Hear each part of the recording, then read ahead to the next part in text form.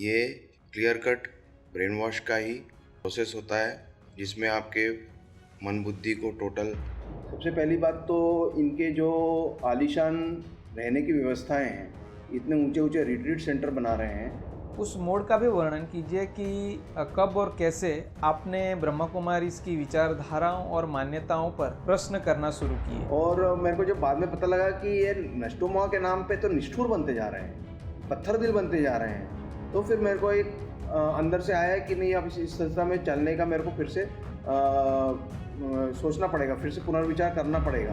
हम पूरा तन मन धन से इनके ऊपर आश्रित हो जाते हैं, लेकिन जब निकलते हैं तो ये हमको देखते भी नहीं है, पूछते भी नहीं है कि आजकल आपका जीवन कैसे चल रहा है और आप जिंदा हो कि मर गए।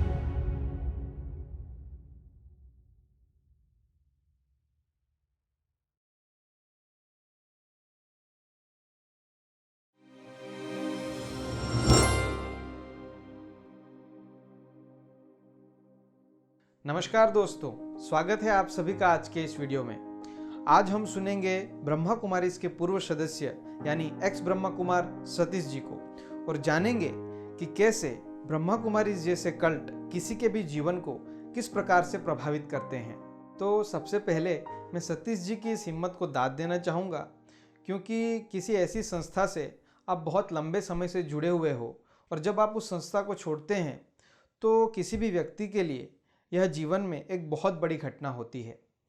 और ख़ासकर जब ब्रह्मा कुमारी जैसे कल्ट को आप छोड़ते हैं, क्योंकि जब आप ब्रह्मा कुमारी जैसे कल्ट में होते हैं तो आपको यह बार बार बताया जाता है कि अगर आप इस संस्था को छोड़ देंगे तो आपका जीवन बर्बाद हो जाएगा और यहाँ तक कि आपका जीवन नर्क से भी बदतर हो जाएगा। लेकिन फिर भी सतीश जी ने वो साहस दिखाया और उन्होंने इस ब्रह्मा कुमारी इस कल्ट को छोड़ा और आज वे अपना जीवन खुशी से व्यतीत कर रहे हैं। इतना ही नहीं दोस्तों, उन्होंने जो साहस दिखाया है हम सबके बीच आकर अपना अनुभव शेयर करने का, वह भी सराहनीय और बधाई के पात्र है।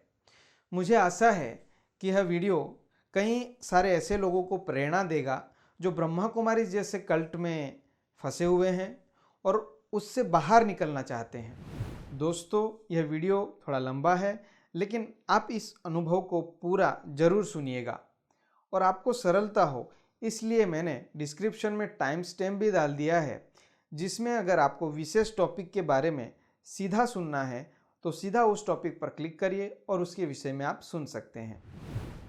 तो चलिए दोस्तों, सतीश जी से सुनते हैं उनका अनुभव। सतीश जी, आपका स्वागत है इस वीडियो में।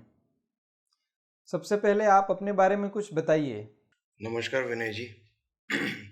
सबसे पहले तो मैं आपको साधुवाद देता हूँ कि आपने ये अपना ब्लॉग शुरू किया है और जिसके कारण लोगों तक ब्रह्मा कुमारी की सत्यता की अवेयरनेस फैलाने में बहुत काफ़ी मदद मिलेगी आपके ब्लॉग से। हम सबका उद्देश्य यही है कि लोगों तक ब्रह्मा कुमारी इसके विषय में सत्य जानकारी पहुँचे, जो कि संस्था के ज्वाइन करने के बाद उपलब्ध नहीं हो पाती। प्राय यही होता है कि कुछ चीज़ की हमको जानकारी चाहिए रहती है तो उस संस्था को ज्वाइन किया जाता है, लेकिन जब ब्रह्मा कुमारी इसके विषय में बोला जाएगा तो इनकी जो नियमित विद्यार्थी हैं उनको इस संस्था के बारे में इतनी जानकारी नहीं है जितनी इस संस्था से निकलने के बाद इसके विषय में जानकारी प्राप्त होती है। ये क्लियर कट ब्रेन वॉश का ही प्रोसेस होता है जिसमें आपके मन बुद्धि को टोटल ब्लॉक कर दिया जाता है और केवल एक दिशा में व्यक्ति सोचना शुरू करता है। लेकिन कुछ अनुभव इस तरीके से होते हैं कि वहाँ पे कुछ खटकता है मन में, तो अपन कुछ बाहर का भी चिंतन शुरू करते हैं, बाहर का पठन शुरू करते हैं, बाहर से हम सामग्री एकत्र करते हैं जिससे हमको इनके विषय में यथार्थ बातें पता लगती हैं। इसमें यही बोला जाता है प्रायः कि बाहर की चीज़ तुमको कुछ पढ़नी नहीं है, बाहर का कुछ तुमको सुनना नहीं है। ये शास्त्र वगैरह हैं, ये वेद है, पुराण है, हमारे गीता शास्त्र है, इन्होंने इसके विषय में भी हमारे ज्ञान चक्षु जो है वो बंद कर दिए थे, और जो मुरली में कहा जाता है वही बात एकदम सत्य है, ऐसा इनका दावा है। इसलिए तुम्हें और कुछ पढ़ने में अपना टाइम वेस्ट नहीं करना है, क्योंकि सत्य ज्ञान, सत्य परमपिता परमात्मा अवतरित होकर के दादा लेखराज के शरीर में आकर के यह ज्ञान हमें सुना रहे हैं। तो जब हम इस पे निश्चय कर लेते हैं, फेथ कर लेते हैं, और जब इनको पता लग जाता है कि हम इसके ऊपर पूरा यकीन करते हुए चल रहे हैं, फिर इनका असली शोषण शुरू होता है। शोषण करने की कोई डायरेक्ट प्रतिक्रिया नहीं होती, कोई डायरेक्ट प्रोसेस नहीं होती, लेकिन एक तरीके से हमारे जीवन की जो शैली है, जो विचार करने की पद्धति है, जो मानसिक स्वतंत्रता के अनुभव करना, ये हर मानव का एक अधिकार होता है, उसका ये दमन कर देते हैं। दमन हो जाता है, करता कोई नहीं है, हो जाता है। मनुष्य केवल एक ही विषय में सोचने शुरू करता है कि जो ब्रह्म कुमारी इसका ज्ञान है वही यथार्थ ज्ञान है, बाकी सब दुनिया की चीज़ें जो हैं वो झूठी हैं। तो सतीश जी, क्या आप ब्रह्मा कुमारी इसमें शामिल होने से पहले जो आपका जीवन था उसका वर्णन कर सकते हैं? हाँ, बिल्कुल, मैं बताना चाहूँगा इस विषय में। ब्रह्मा कुमारीज़ मैंने ज्वाइन किया था 1998 में। जब मैं जॉब सर्च करता था और बहुत डिप्रेशन में था, क्योंकि उस टाइम जॉब अपॉर्चुनिटीज़ बहुत कम रहती थी, और हम लोग फाइनेंशियली इतने स्ट्रांग नहीं थे कि मैं बिज़नेस शुरू करके अपना कुछ व्यवसाय शुरू करूं। तो मेरे का पास एक ही अल्टरनेटिव था कि मैं कोई जॉब करूं। मैंने ग्रेजुएशन किया था और जॉब की तलाश में था, और मैं काफ़ी एक तरीके से सेंसिटिव व्यक्ति था, जो बहुत जल्दी डिप्रेस फील कर लेते हैं। कोई भी छोटी सी भी समस्या आती है लाइफ में तो डिप्रेशन का शिकार हो जाते हैं। तो उस वक्त भी ब्रह्मा कुमारी ज्वाइन करने से पहले भी मेरा यही था कि मैं बहुत डिप्रेशन के दौर से गुजर रहा था। मुझे जॉब की तलाश थी, क्योंकि फादर रिटायर हो गए थे, और किसी भी तरीके से मुझे अपने आप को अर्निंग करता हुआ देखना आवश्यक हो गया था। तो उस समय मेरी माताजी जाती थी ब्रह्मा कुमारीज में। मतलब वो ऐसी कोई डेडिकेटेड फॉलोअर नहीं थी, लेकिन एक सत्संग के हिसाब से वो जाती थी। तो उनके सुनने में आया था कि यहाँ पे मानसिक जो है प्रॉब्लम्स का भी इलाज होता है। तो वो मुझे बोले कि वहाँ जाके कर लो, 7 दिन का कोर्स कर लो, और तो तुम्हें अच्छा लगेगा। तो मैं मम्मी के साथ गया था वहाँ पे।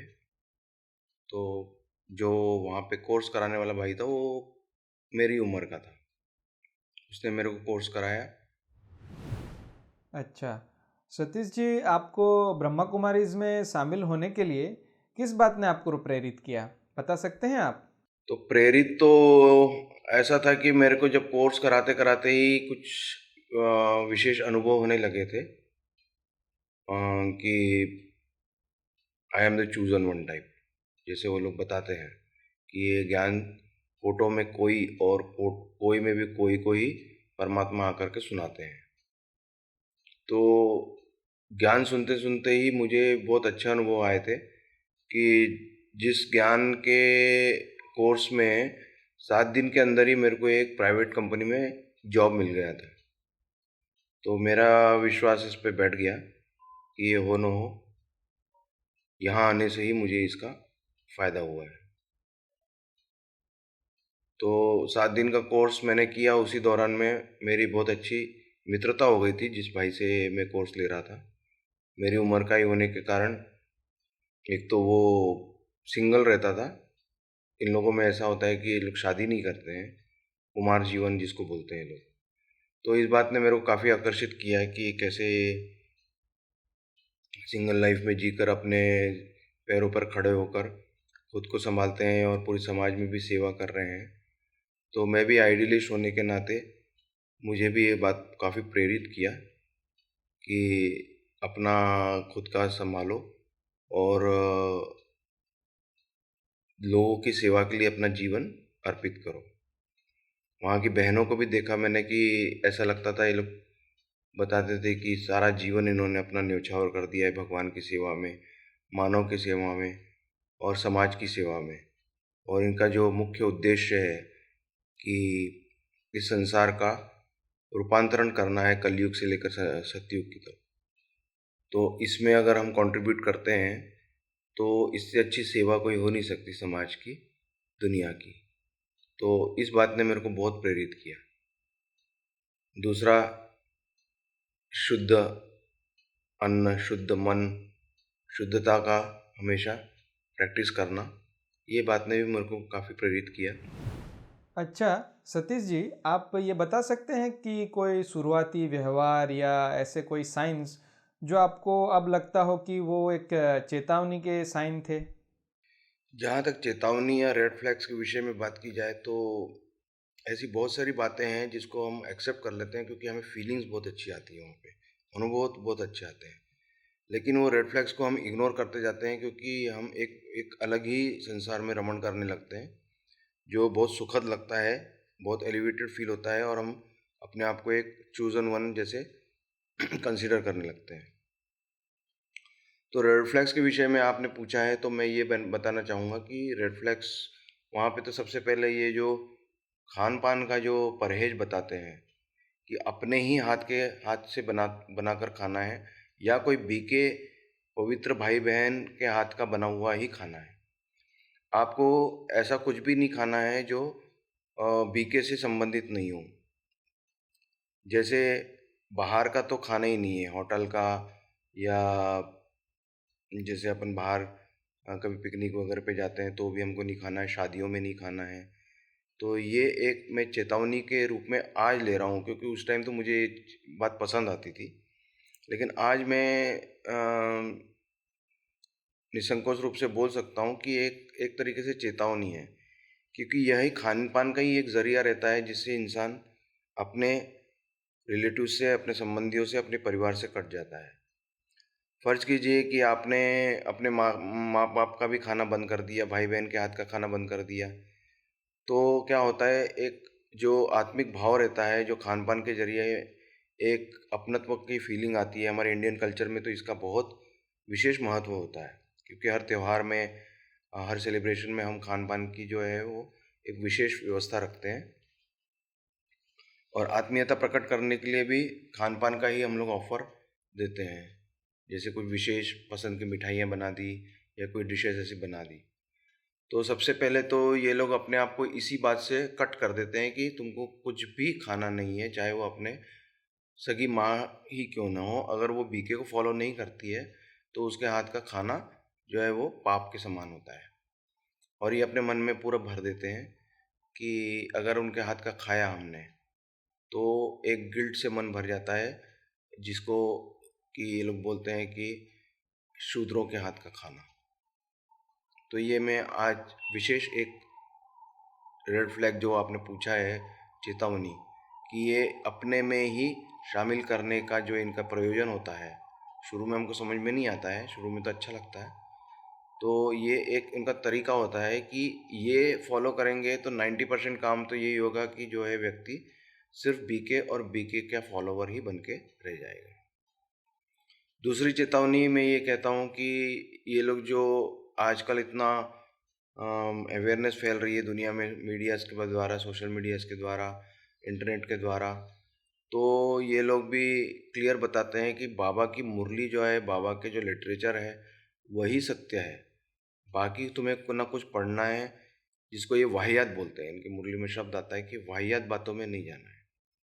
वो वाहियात बातें कुछ भी है, मतलब आप न्यूज़ भी नहीं सुनना है, ना बाहर की मूवीज़ देखनी है अच्छी, न कलाकारों के विषय में जानना है। जो इतने इंडिया में कलाकार आए हैं बड़े बड़े, उनको भी ये लोग इतनी तवज्जो नहीं देते हैं जितनी कि बीके लीडर्स को देते हैं। तो कहने का भाव यह है कि चेतावनी जो बाहर की नॉर्मल दुनिया से भी हमको बेमुख कर देती है, अलग कर देती है, ताकि हम उनके उनके संपर्क में ना रहकर टोटल उनके ऊपर डिपेंड हो जाएं। तो ये भी एक चेतावनी का चिन्ह लेता हूँ। तीसरा, चेतावनी मतलब आपको अपना परिवार भी नहीं बसाना है, अपना भी कुछ नहीं सोचना है। तन मन धन समय श्वास संकल्प सारा कुछ बाबा के लिए न्योछावर करना है। तो इससे व्यक्ति क्या है, पूरा इनके ऊपर आश्रित हो जाता है, इनके ऊपर पूरा डिपेंड हो जाता है। ये जो कहेंगे उसको ही मानना पड़ता है और धीरे धीरे चलते पूरा लाइफ उसका ट्रांसफॉर्मेशन हो जाता है। अपना कुछ परिवार बनाना नहीं है, अपनी कोई व्यवस्था देखनी नहीं है, केवल बाबा और बाबा के विषय में ही चिंतन और पठन और मनन करना है। ये भी एक चेतावनी का रूप में देखता हूँ आज इस विषय में। एक और चिन्ह है जो ये बहुत ज़्यादा एम्फेसिस करते हैं इस बात को कि ये विनाश होने वाला है नियर भविष्य में। पहले जब मैंने 98 में ज्वाइन किया था 2000 विनाश का काल रखा गया था, जिसमें सूरज भाई के बहुत सारे क्लासेस थे कि 2000 तक कृष्ण का जन्म होगा, लक्ष्मी नारायण का राज्य आ जाएगा 2036 तक, क्योंकि श्री कृष्ण बड़े होकर के ये 2036 में लक्ष्मी नारायण बन जाएंगे। इनका स्वयंवर होगा श्री राधे से, जो बड़े होकर के श्री लक्ष्मी बनती है। ऐसी बातों से उनको एक भ्रमित की स्थिति में रख करके ये रखते हैं कि विनाश जो है वो होने ही वाला है। तुम आए, बहुत लकी हो कि तुम अंत समय में आ गए, विनाश होने से पहले आ गए और तुमने भगवान को पहचान लिया, जान लिया और उसके पालना में आप पल रहे हो। तो ये आपको ये फीलिंग कराते हैं कि आप अंत में आए हो, अभी टू लेट का बोर्ड लगने ही वाला है, उससे पहले आ गए तो आप कितने लकी हो। तो एक तरीके से ऑब्लिगेशन की फीलिंग भी कराते हैं कि आप लकी हो, भगवान ने आपके ऊपर उपकार किया है, बीके भाई बहनों ने आपके ऊपर उपकार किया है कि आप परमात्मा के बच्चे बन गए समय होने से पहले, समय पूर्ण होने से पहले। क्या आप ब्रह्मा कुमारी संस्था की विचार प्रणाली या उनकी विचारधारा का वर्णन करेंगे? आपने इनका बिलीफ सिस्टम के बारे में पूछा है, तो बिलीफ सिस्टम में सबसे पहले तो इन्होंने बोल दिया है कि जैसे गीता में वर्णित है कि जब जब धर्म की ग्लानि होती है तो धर्म स्थापना के लिए परमपिता परमात्मा अवतरित होते हैं और पुनः धर्म की स्थापना करते हैं। तो उसी का आधार बनाते हुए इन्होंने कहा है कि परमपिता परमात्मा जो है इस धरा पर अवतरित हो गए हैं और एक साधारण मानव का सहारा लेकर के, उनके तन का सहारा लेकर के यह गीता ज्ञान सुना रहे हैं। और जैसे इस श्लोक में बोला है कि युगे युगे, तो इन्होंने युगों की व्याख्या इस तरीके से कर दी है कि पूरा जो सृष्टि चक्र है वो 5000 वर्ष का है। मतलब इसमें ही सारा खेल निर्धारित कर दिया है। 1250 वर्ष सतयुग के, 1250 वर्ष त्रेता युग के, 1250 द्वापर और 1250 कलयुग के। और कलयुग और सतयुग का जो ट्रांजिशन पीरियड है, संधि काल है, उसको कर दिया है संगम युग। तो यही वो युग है जिसमें वो परमपिता परमात्मा अवतरित होते हैं और साधारण तन मतलब दादा लेखराज के तन का सहारा लेकर के उनका नाम रखते हैं ब्रह्मा। मतलब दादा लेखराज ही ब्रह्मा है और परमपिता परमात्मा शिव सच्चे गीता ज्ञान दाता है। यह इनका बिलीफ सिस्टम है। यह सृष्टि चक्र है 5000 वर्ष का और हम सभी आत्माएं हैं जो सतयुग से लेकर के कलयुग के अंत तक अपना पार्ट प्ले करती हैं। जिसमें जो सतयुग की जो आत्माएं हैं, जो सतयुग में जो पार्ट प्ले करती हैं, वो देवी देवता रहती है। वो पूरे सृष्टि चक्र में पूरा संगम युग तक अपना पार्ट प्ले करती हैं और वो ज़्यादा से ज़्यादा 84 जन्म ले सकती हैं और कम से कम हर आत्मा जो है वो एक जन्म लेती है। मतलब मोक्ष की कोई नहीं, कोई भी मोक्ष का कोई इसमें रोल नहीं है। हर आत्मा को पार्ट प्ले करने के लिए इस सृष्टि पर आना ही पड़ता है। सतयुग के आदि में जो आत्माएं रहती हैं वो धीरे धीरे अपनी कलाएं खोती है, मतलब डिग्रेड होती है उनकी क्वालिटीज़, और वो त्रेता में आती है, फिर त्रेता से द्वापर में आती है, द्वापर से फिर कलयुग में आती है, जिसमें सारी कलाएं इनकी खत्म हो जाती है, इसलिए दुख को प्राप्त होती है। और परमपिता परमात्मा सुख की प्राप्ति के लिए फिर से इनको अडॉप्ट करते हैं और फिर से देवी देवता धर्म की स्थापना करने के लिए इनको पवित्र श्रीमत देते हैं और जिस श्रीमत को फॉलो करके ये आत्माएं सारे अपने परम धाम में वापस जाती हैं और फिर वापस यह सृष्टि चक्र हूबहू रिपीट होता है। 5000 वर्ष बाद हूबहू रिपीट होता है। इसका मतलब ये हुआ है कि अभी 5000 वर्ष पहले भी यह वीडियो बनाया गया था और अभी फिर बना रहे हैं और आगे ऐसा कल्प कल्प बनाते रहेंगे। ये इनका बिलीफ सिस्टम है। हाँ, एक बात और मैं कहना है कि इस परिवर्तन के दौर में जो भी आत्माएं हैं जो इस ज्ञान को अडॉप्ट नहीं करेंगी, वह सजाएं खा करके अपने परम धाम में वापस जाएंगी। बाकी जो इनके जो बच्चे बनेंगे, इनके जो इस ज्ञान को जो अडॉप्ट करेंगे, वह पास विथ ऑनर बन करके, मतलब इनको कोई भी कष्ट नहीं होगा। परम धाम में जाएंगे तो इनको कोई भी कष्ट नहीं होगा, ये सुखपूर्वक अपने परम धाम में वापस जाएंगी। एक बिलीफ सिस्टम और है इनका कि ब्रह्मा बाबा जो उर्फ दादा लेखराज जो है, वह पहले ब्रह्मा बनते हैं। ब्रह्मा का पार्ट पूरा होने के बाद यही आत्मा जो है वो कृष्ण बनती है। फिर कृष्ण जो है वो बड़े होते हैं, स्वयंवर इनका होता है श्री राधे से, और राधे और कृष्ण जब बड़े होते हैं तब इनका लक्ष्मी नारायण का एक डायनेस्टी स्थापन होती है, जिसको इस सतयुग के पहले शासक जिसको कहेंगे वो बनते हैं। फिर नारायण बनने के बाद में जैसे जैसे युग बीतता है, टाइम बीतता है, त्रेता युग में आती है आत्माएं। तो यही आत्मा जो है, मतलब दादा लेखराज की ही आत्मा फिर त्रेता युग में श्री राम बनती है, और यही आत्माएं फिर पूरे सृष्टि चक्र में हीरो पार्टधारी बनती है। और त्रेता युग के बाद अपना द्वापर युग में आकर राजा विक्रमादित्य का पार्ट, ही ऊंचा पार्ट उनका है, और पूरे सृष्टि चक्र में पूरा ऊंचते हुए जितने पार्ट है वो सब दादा लेखराज के ही हैं। ये एक और बिलीफ सिस्टम है इनका, जिसको कि ये लोगों को अडॉप्ट कराते हैं, लोग इसको मानते हैं, स्वीकार भी करते हैं। एक बिलीफ सिस्टम और है कि मनुष्य योनि की आत्माएं मनुष्य ही बनती हैं, और जैसे अपने शास्त्रों में बोला गया है कि अलग अलग योनियों से होकर के मनुष्य जन्म की प्राप्ति होती है, तो ऐसा इनमें नहीं है बिलीफ सिस्टम। ये लोग ये मानते हैं कि मनुष्य की आत्मा मनुष्य ही बनती है, कुत्ते की आत्मा कुत्ते ही बनेगी, हर आत्मा जो है जानवर की आत्मा जानवर ही बनेगी। इस टाइप से उसी योनि में ही आकर के हमको अपने कर्मों की सजा या उसकी जो भी प्रारब्ध होती है वो हमको भोगनी पड़ती है। तो कहने का भाव यह है कि मनुष्य की आत्मा मनुष्य ही बनेगी अपने कर्मों के हिसाब से। ये एक बिलीफ सिस्टम और है इनका। सतीश जी, आपका ब्रह्मा कुमारी जीवन में दैनिक जीवन किस प्रकार का होता था? उनके नियम और मर्यादा के बारे में कुछ बता सकते हैं? ब्रह्मा कुमारी का दैनिक जीवन कुछ इस तरह बहुत ही स्ट्रिक्ट रिचुअल्स रहते हैं, अगर उसको फॉलो करें सिंसियरली। तो सबसे पहले तो 3 बजे उठ के, 3:30 बजे उठ करके, जिसको कि अमृत वेला बोलते हैं, 3:30 बजे इनका गीत बजता है। अमृत वेला में ध्यान मग्न होकर के परमपिता परमात्मा शिव का ध्यान करना होता है।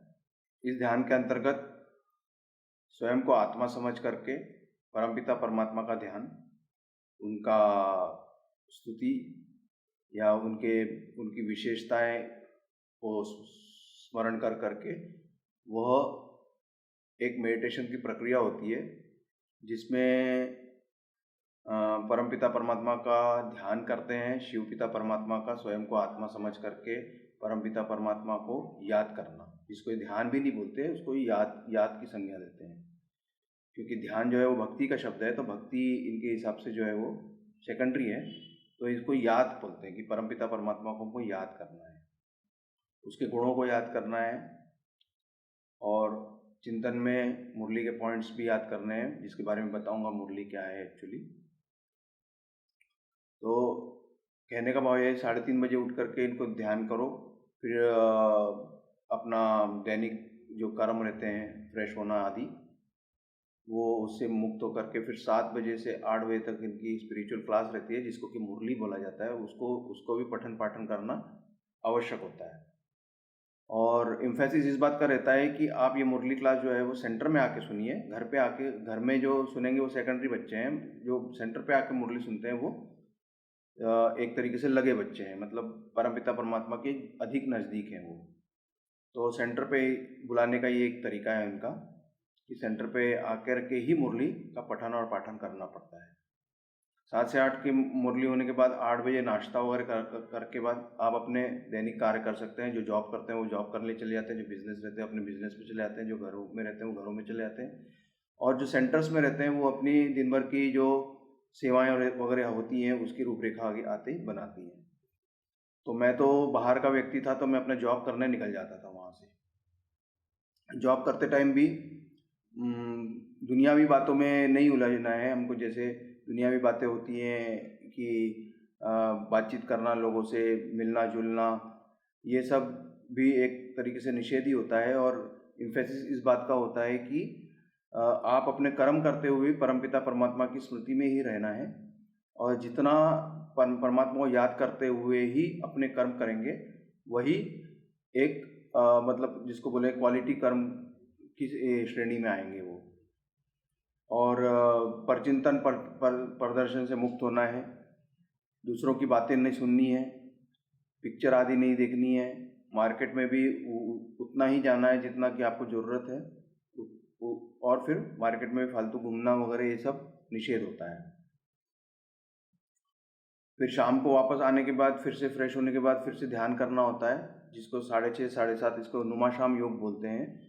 और नुमाशाम योग में भी वही जो सुबह की प्रक्रिया रहती है वही रहता है। और फिर 7:30 बजे के बाद फिर से अपन को मुरली का पठन वगैरह करके फिर 8 बजे खाना वाना खा के 10 बजे तक अपने को सो जाना होता है। जब आप ब्रह्मा कुमारी इसमें थे तो आपने देखा होगा कि सदस्यों पर किस प्रकार से नियंत्रण किया जाता है। तो क्या आप बता सकते हैं कि कैसे नियंत्रण किया जाता है? ब्रह्मा कुमारी संस्था में आने वाले सभी जिज्ञासुओं को स्टूडेंट्स बोलते हैं या बच्चे बोलते हैं, बाबा के बच्चे। और आपस में जो भी संबंध रहता है सिर्फ भाई बहन का ही रहता है। अगर दोनों जेंट्स हैं तो भाई भाई, नहीं तो भाई बहन। और आत्मिक रूप से कहें, क्योंकि ये लोग का बिलीफ सिस्टम ये है कि हम सभी आत्मा हैं, शरीर तो अपना वस्त्र है, कॉस्ट्यूम है हमारा। तो आत्मिक रूप से हम सभी आत्माएं भाई भाई हैं आपस में।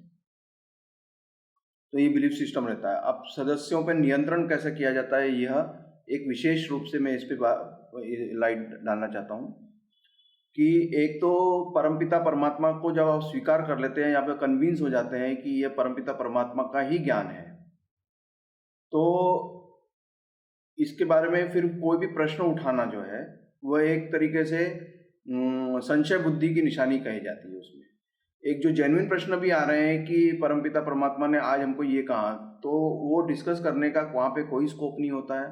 कहने के लिए वहाँ पे टीचर्स वगैरह रहती हैं, लेकिन उनसे भी हम डिस्कस नहीं कर सकते कि ये बात भाई मेरी बुद्धि में नहीं स्पष्ट हो रही है, तो इसके बारे में थोड़ी सी इसकी व्याख्या करो।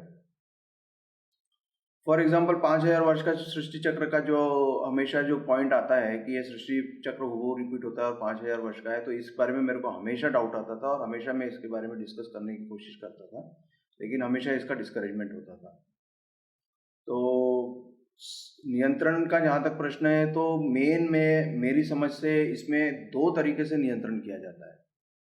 पहला है लालच और दूसरा है डर। इस तरीके से नियंत्रण करते हैं लोगों को।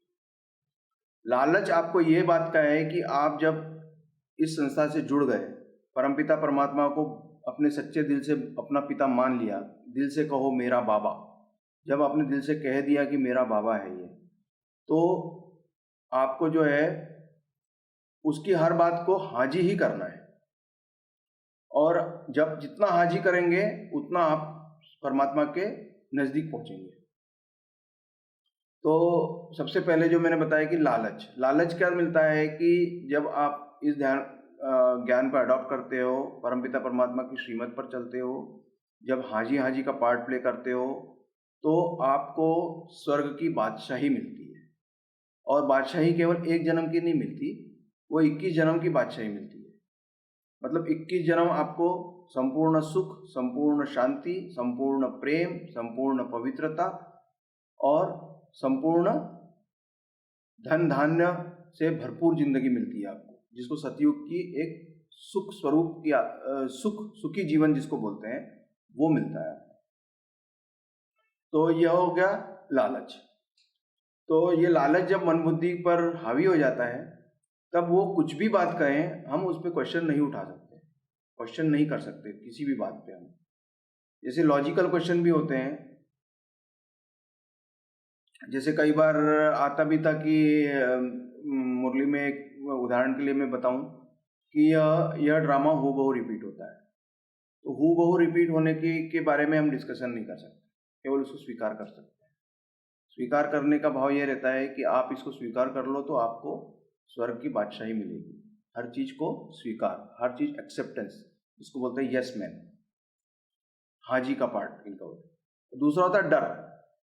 डर मतलब आपने अगर उस पर क्वेश्चन उठाया, संशय उठाया, तो इनका एक स्लोगन है कि निश्चय बुद्धि विजयंती और संशय बुद्धि विनश्यंती। संशय जहाँ किया आपका तो विनाश हो जाएगा, त्रेता में चले जाओगे, द्वापर में चले जाओगे, दास दासी बन जाओगे, प्रजा में चले जाओगे, ये इनके वाक्य है। तो हर कोई भी ये स्वीकार करेगा ही ना कि मैं तो राजा रानी ही बनूंगा, तो वो प्रश्न वहाँ से खत्म ही हो जाते हैं बुद्धि से। प्रश्न उठाना मतलब वहाँ पे एक तरीके से क्या बोलते हैं उसको, संशय की निशानी है उसको। तो ये हो गया डर। दूसरा डर ये दिखाएंगे कि अगर आपने इसको एक्सेप्ट नहीं किया या भगवान का हाथ छोड़ दिया या आप इस ज्ञान पे नहीं चल पाए तो आपको बहुत सारे प्रॉब्लम्स आ जाएंगी लाइफ में। इस तरीके से भी एक डर दिखाते हैं। तो इस तरीके से जो है वो नियंत्रण किया जाता है सदस्यों पे। मूल तो यह है कि जो बहनें रहती हैं वहाँ की, उनका एक वो है कि जैसे बॉम्बार्डिंग, लव बॉम्बार्डिंग होती है। जैसे हमेशा प्यार से बात करना, प्यार से चलाना, आपको ऊंची नज़र से देखना कि आप तो राजा रानी बनने वाले आत्माएं हो, बहुत ऊंचे हो, और भगवान ने कोटों में कोई और कोई में भी कोई बना के आपको चुना है, तो एक चूजन सोल हो आप। और फिर यही बातें जो सबकॉन्शियस में बैठती है तो हम दुनिया में भी अपने आप को बहुत ऊंचा समझने लगते हैं, और ये फिर संस्था को छोड़ना बड़ा मुश्किल हो जाता है। तो इस तरीके से नियंत्रण में चलाते हैं। एक बार जब इनको समझ में आ जाता है कि हम इनके नियंत्रण में चलने लगे हैं, तो जो भी इंचार्ज है उनके इशारों को हमको समझते हुए उसको फॉलो करना पड़ता है। और फॉलो नहीं करते हैं तो फिर वो एक तरीके से अपने से दूरी बना लेते हैं, या अपने को जो भी अच्छी फीलिंग आती है वहाँ पे, वो फीलिंग वहाँ पे आना बंद हो जाती है। तो इस तरीके से नियंत्रण करते हैं। बड़ा स्वीट नियंत्रण होता है, कोई इसमें छड़ी या कोई भी उसमें चाबुक का इस्तेमाल नहीं होता। और नियंत्रण तो इस तरीके से होता है कि हम पैसे देकर भी काम करते हैं वहाँ पे। बाहर की दुनिया में अगर काम करना है तो हम पैसे मांगते हैं पहले, यहाँ पे हम पैसे भी दो और काम भी करो, ये स्थिति है।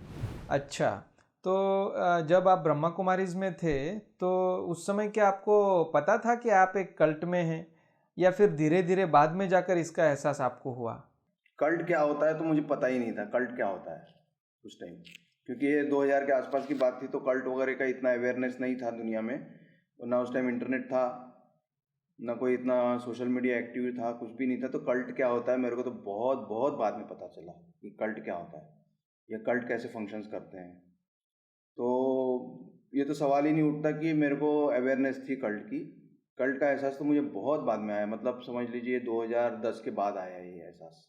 15 साल के आसपास चल चुका था मैं ज्ञान में, तब तक तो काफ़ी डीपली घुस गया था अंदर में। सतीश जी, आपने ब्रह्मा कुमारीज में कितने साल बिताए? तो मैंने 1998 से, जैसे बताया, 98 से शुरू किया और लगभग 2019 तक तो मैं सिंसियरली रहा।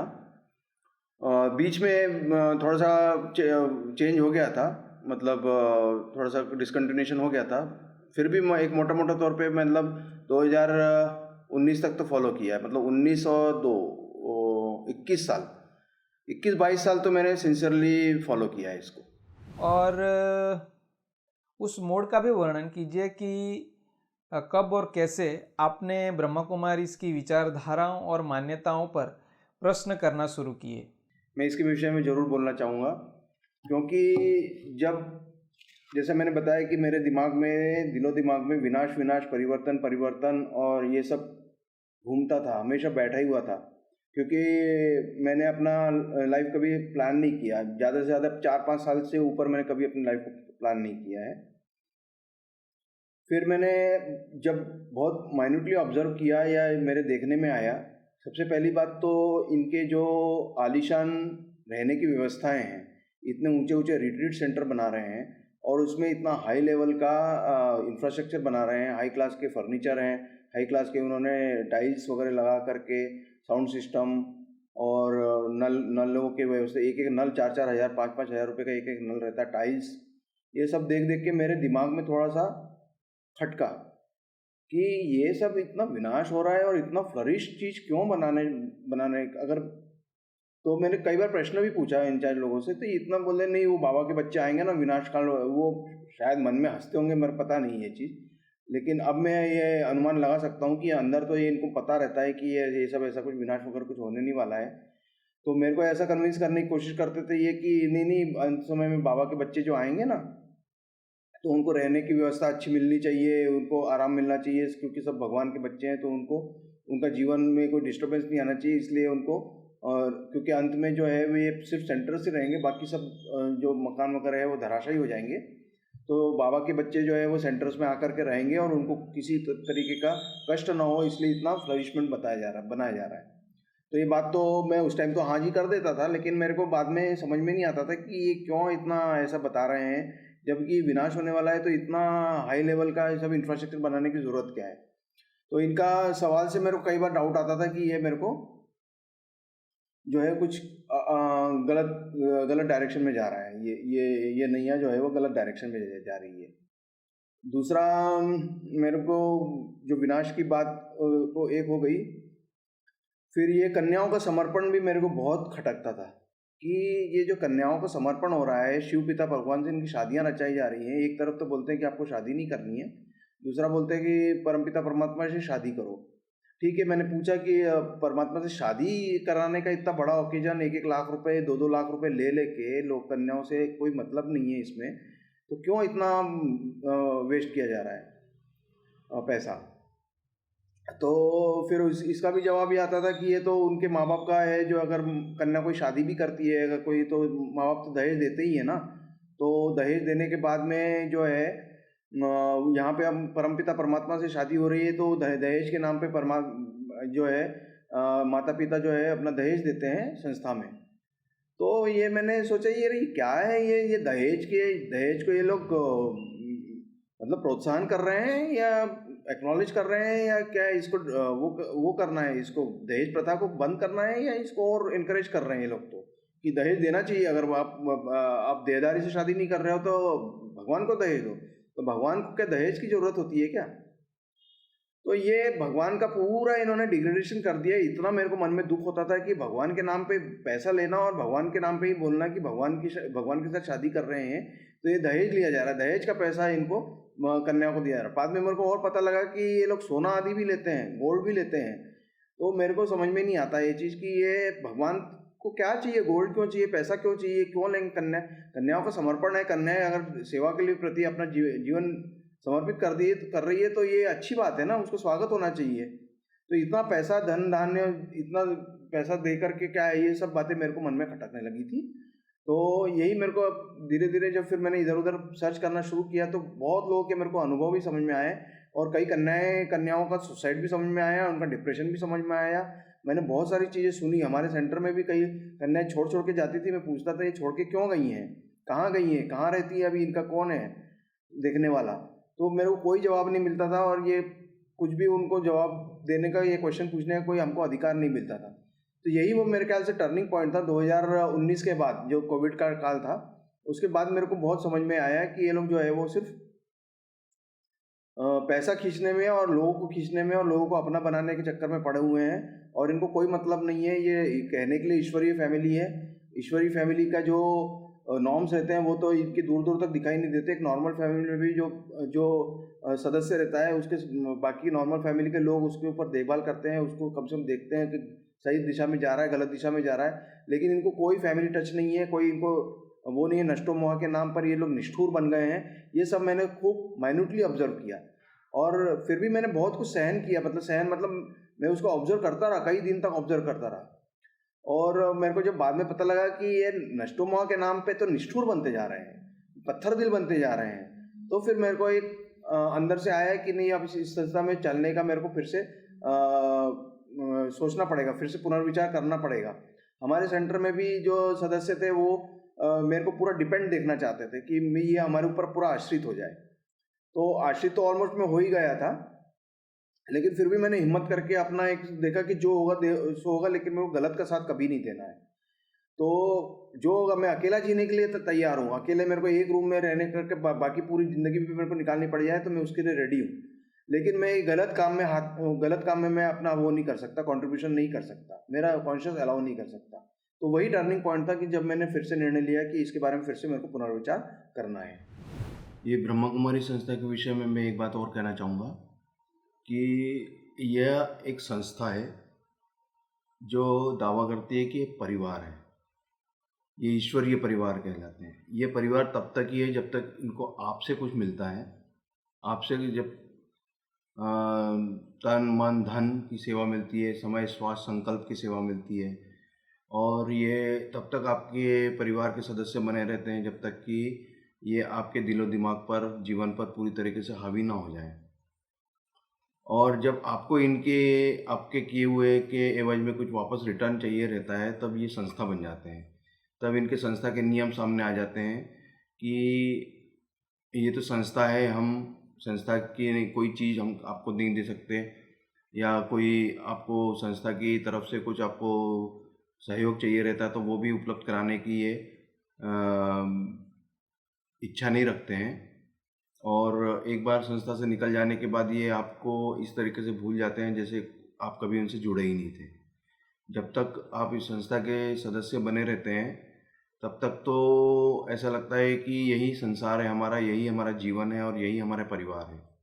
हम पूरा तन मन धन से इनके ऊपर आश्रित हो जाते हैं। लेकिन जब निकलते हैं तो ये हमको देखते भी नहीं है, पूछते भी नहीं है कि आजकल आपका जीवन कैसे चल रहा है और आप जिंदा हो कि मर गए हो।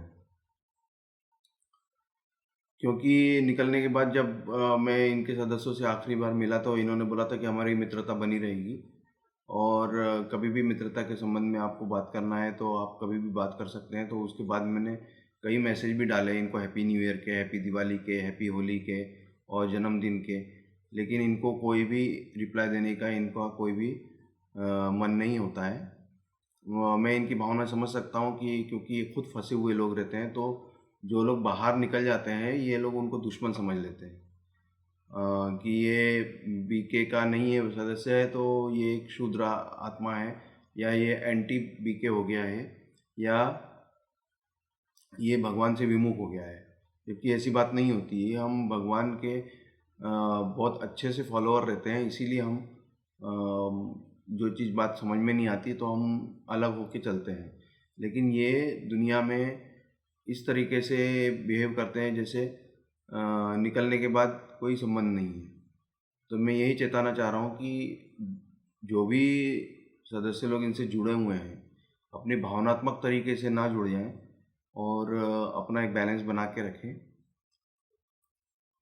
ताकि जब भी निकलने का समय आए तो आपको कोई तरीके का पछतावा ना हो या कोई चीटिंग की फीलिंग ना हो। क्योंकि ये परिवार नहीं है, ये संस्था है, और संस्था में जैसे हम जुड़ते हैं वैसे ही इससे जुड़े, और अगर जुड़ना भी है तो, नहीं तो और भी दुनिया में दूसरी तरीके की भी मेडिटेशन पद्धतियां हैं, उससे आप कर सकते हैं।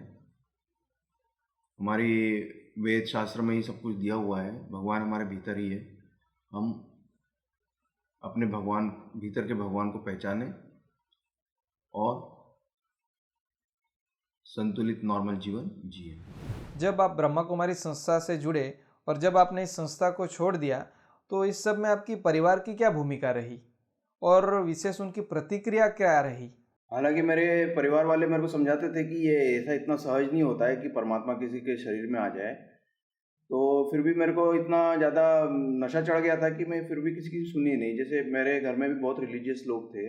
मेरे जीजा जी बहुत एक सनातनी, कट्टर सनातनी है वो। मेरे मामा जी भी आरएसएस के बहुत अच्छे सदस्य हैं, उनके व्याख्यान भी होते हैं, उन्होंने किताबें भी लिखी हैं बहुत सारी। इन्होंने सबने मेरे को समझाया था कि ऐसा ये इतना सहज नहीं होता, परमात्मा किसी के शरीर में आता है नहीं आता है ये तो अलग विषय है, लेकिन जो टोटली इनका जो ब्रेन वॉशिंग का सिस्टम है वो उनको ज्ञात था और मुझे बताने की बहुत कोशिश करी थी। लेकिन मैंने उनकी नहीं सुनी क्योंकि मेरे को काफ़ी नशा चढ़ गया था। और मैं, जैसे मैंने पहले भी बताया कि आइडियलिस्ट होने के नाते मैं कुछ करना चाहता था दुनिया के लिए। तो मेरे को ये अच्छा प्लेटफॉर्म मिलता था कि इसमें सेवाएं होती है, लोगों को भगवान के बारे में बताया जाता है, उनकी जो मानसिक प्रॉब्लम्स हैं या दुनिया में जो डिप्रेशन और टेंशन की है, सब ये सब इसमें आके दूर होता है, क्योंकि मुझे भी अच्छा अनुभव आया था उससे। तो मेरे को ये सबसे अच्छा प्लेटफॉर्म लगा था कि ये इससे अच्छा कुछ हो नहीं सकता है, क्योंकि ज्ञान इतना अच्छा है, शुद्धता को लिए हुए है, परमपिता परमात्मा का ज्ञान है, स्वयं परमात्मा हमको समझा रहे हैं, पढ़ा रहे हैं, रोज़ क्लास ले रहे हैं, और एक निश्चित दिनचर्या है। दूसरा ये था कि मेरे को जैसे हमेशा ऐसा आता था कि मैं किसी से अपनी मन की बात कह सकूं, कोई मेरे को मिलता नहीं था कि जिसको मैं मन की बात कह सकूं अपनी। तो मैं जिसमें उसमें आता था कि आपके जो भी मन के प्रॉब्लम्स है वो बाबा से कह दो, या डायरी में लिख के दे दो, या कागज़ में लिख के दे दो, बाबा के नाम पत्र लिख के दे दो। तो ये सारी बातें मेरे को काफ़ी अपील हुई, इसलिए मैंने को इसको इतना ये बिल्कुल रियलिस्टिक ही समझा है इसको। कल्ट के बारे में कभी मैंने इसको सोचा नहीं कि कल्ट भी हो सकता है, कल्ट भी कोई चीज़ होता है जो फंक्शन कर रहे हैं दुनिया में, कुछ भी मालूम नहीं था।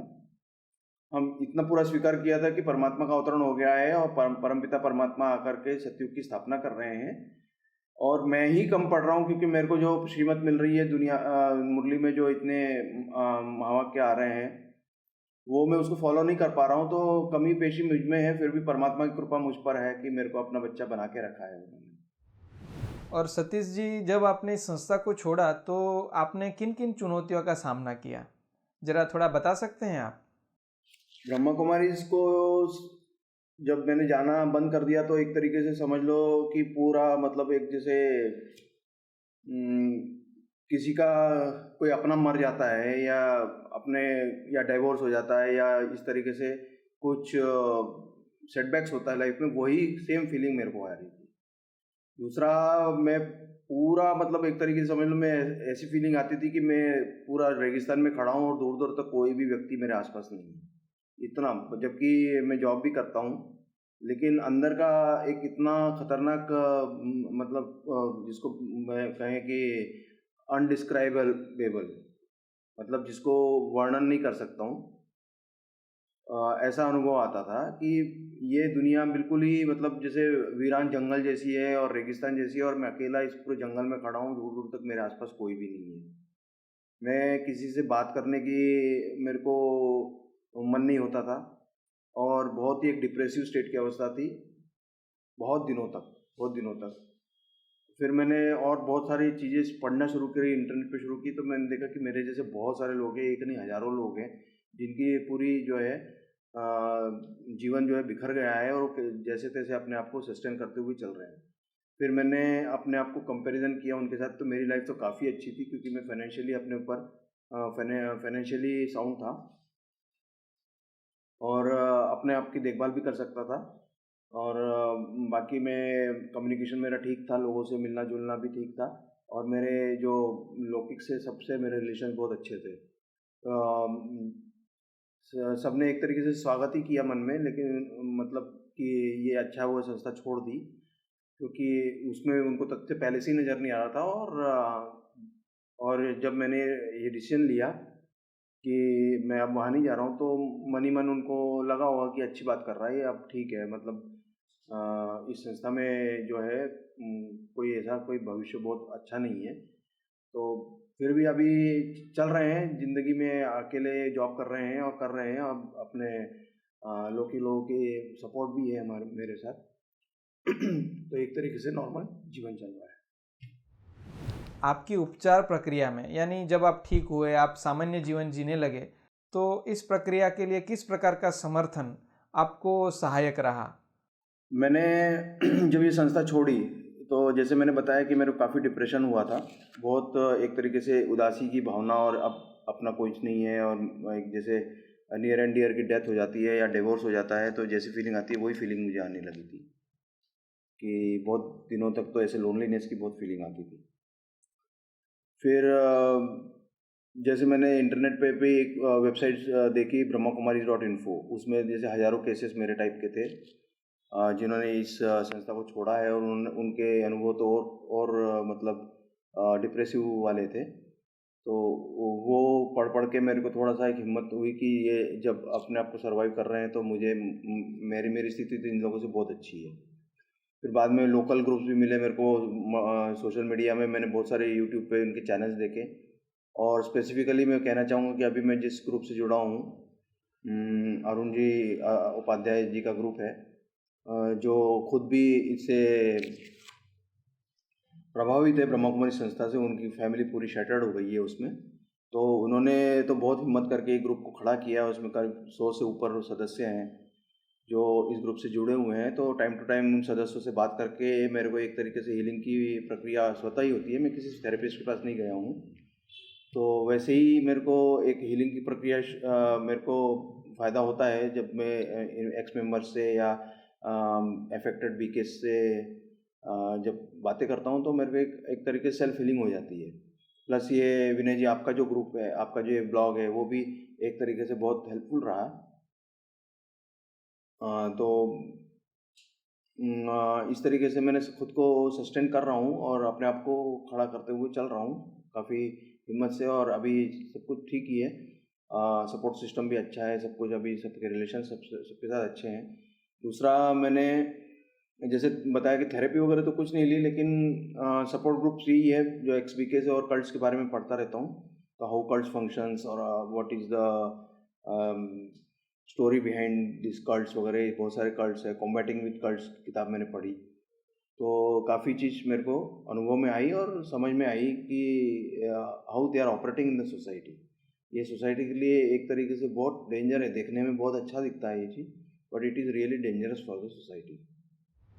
क्या आपने इस संस्था को छोड़ने के बाद अपनेपन और उद्देश्य की भावनाओं को फिर से स्थापित करने के कोई तरीके खोजे हैं? नहीं, अभी तो फ़िलहाल जॉब कर रहा हूँ और अपने आप को चला रहा हूँ और बिज़ी रखता हूँ खुद को अपने किसी न किसी कामों में। और बाकी तो मेरे सारे सिबलिंग्स वगैरह यहीं है, भैया और भैया की फैमिली है, मेरे बहुत अच्छा परिवार है। मम्मी के साथ रहता हूँ और जीजाजी वगैरह जो मैंने जैसे बताया कि कट्टर सनातनी है, वो समय प्रति समय उनसे मिलता रहता हूँ, उनसे गाइडेंस वगैरह लेता रहता हूँ। तो वापस मैं अपने को रिस्टोर कर रहा हूँ। वापस जैसे जो अपने जो बिलीफ सिस्टम जो क्रैश हो जाते हैं कि अपने जो देवी देवताओं के प्रति जो अपनी भावनाएं हो जाती है, तो उसके प्रति वापस मैं रिस्टोर करने की कोशिश कर रहा हूँ। मंदिरों में जाता हूँ, वहाँ पे भी ध्यान करता हूँ। और जैसे जो सनातनी में बताते हैं कि अपना हनुमान चालीसा वगैरह पढ़ते रहो, तो वो भी मैंने शुरू किया है, जिससे मेरा माइंड वापस काफ़ी कंट्रोल में आ गया है। और इनका जो क्लैरिटी समझ में आती है कि जो कल्ट्स का जो कैसे वो लोगों को मैनिपुलेट वगैरह करते हैं, तो काफ़ी कुछ चीज़ों को समझ में आ गया है।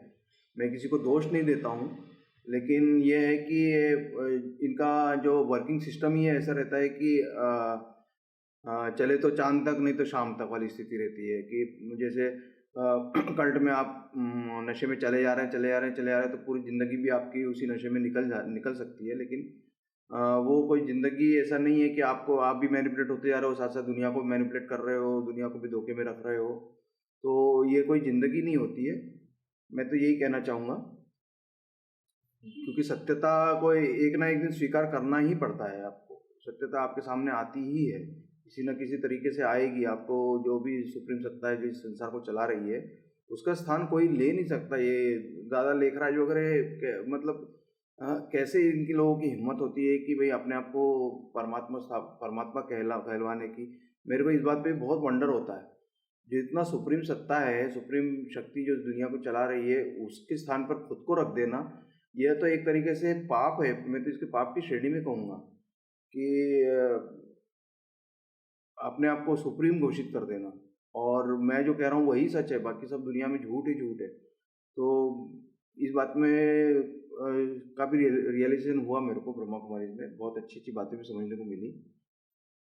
तो रिस्टोर कर रहे हैं, टाइम मतलब दे रहा है, दुरुस्त है, लेकिन जो भी है अभी चल रहा है। ज़िंदगी तो अच्छी है, मैं खुश हूँ, कोई ऐसा नहीं है। अभी लोगों को भी हेल्प कर रहा हूँ, जो लोग इससे प्रभावित है, जो टेंशन में जीते हैं। इसके बाद उनको समझ में नहीं आता। कई तो इतने गरीब लोग हैं, गरीब माताएं हैं, जो इसको ही सत्य मान लेती हैं। जैसे हमने तो शिक्षा दीक्षा ली रखी है, लेकिन जो बिल्कुल भी अशिक्षित है लोग इसको अगर किसी को बोल दे कि परमात्मा तुमको ज्ञान दे रहा है, बेचारे भोलेपन में अपने चले आ रहे हैं, उनसे जो कराए करने के लिए बोलते बेचारे करते हैं भगवान के नाम पे।